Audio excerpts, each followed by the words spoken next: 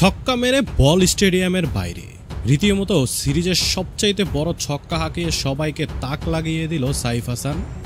অসাধারণ batting performance দেখিয়ে আফগানিস্তানকে এক হাত নিল সাইফ হাসান। আফগানিস্তানকে মেরে যেন একাই বিধ্বস্ত করে দিচ্ছে সাইফ হাসান।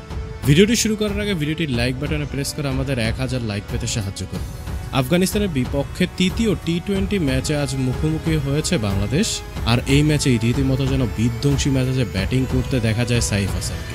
প্রথমে পারভেজ হোসেন ইমন আউট হয়ে গেল, সাইফ হাসান ব্যাটিং করতে এসে প্রথম থেকেই আক্রমণাত্মক ভঙ্গিতে ব্যাটিং করেন, একের পর এক ছক্কা মেরে বিধ্বস্ত করে দিতে থাকেন সবাইকে।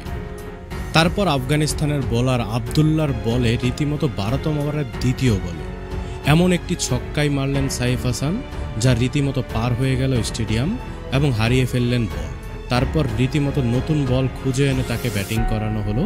রীতিমতো এটাই টুর্নামেন্টের সবচেয়ে বড় ছক্কা ছিল, যে ছক্কাটি ছিল 92 মিটার, যা সত্যি অসাধারণ।